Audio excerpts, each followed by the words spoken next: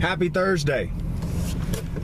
The topic of reading kept coming into my mind this morning, so I figured I'd talk a little bit about reading.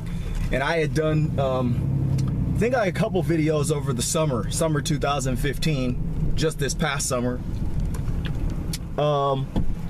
dealing with, talking about all the accessibility that we have with our library system, especially up here in Washington. I mean, man, there's like a library on every corner.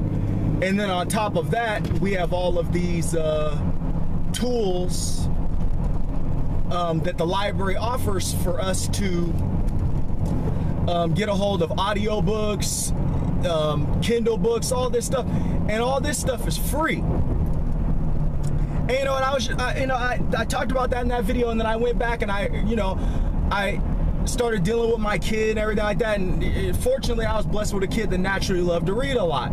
So it's easy for him to read an hour a day or plus. Two things he loves to do is draw and read. But I know it's not that easy for everyone else. They have to find a way to get their kids to read because maybe reading just doesn't resonate with them. They don't have that type of brain. But the thing I wanted to talk about quickly was, if that's the case and you're the same way, and working with your kid, then you need to take advantage of the audiobooks. I don't understand why people don't take advantage of audiobooks. People are always like, man, how do you read all those books? I don't read all those books.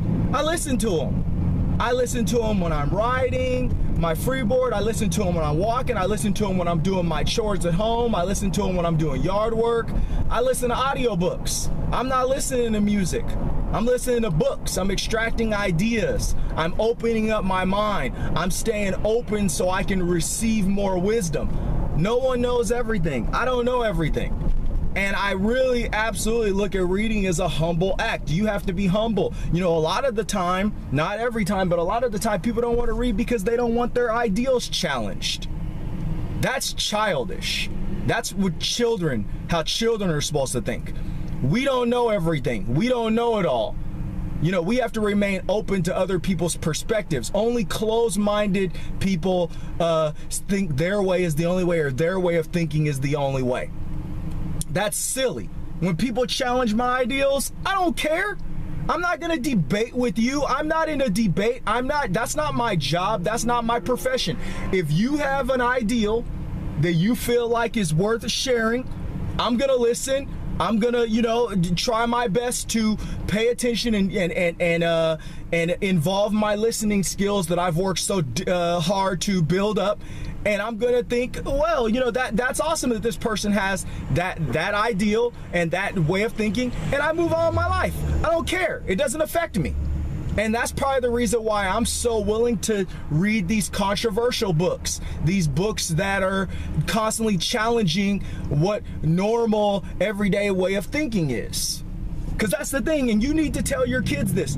If you're doing what everyone else is doing, if you're doing the normal thing, you are preparing not to have much in this life. Technology is taking over our world. The ideals that we've had up until this point are becoming extinct. They're gonna go away, like the dinosaurs. Having a job every day and being able to go and work with your hands is probably a thing of the past pretty soon.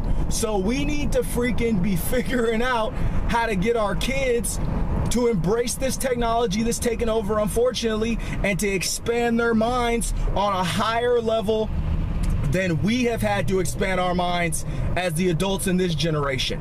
Your kids are going to have to think quicker. Your kids are going to have to react quicker. Your kids are going to have to be more in tune with what exactly is going on out here in the world. Because if they're not, they're going to struggle. If the kid's not reading, get them in the audiobooks. Get those audiobooks. Get them on those books. Get them with their 60 minutes a day. The school, my kid's school says 60 minutes or 20 minutes. We do 60. We do more.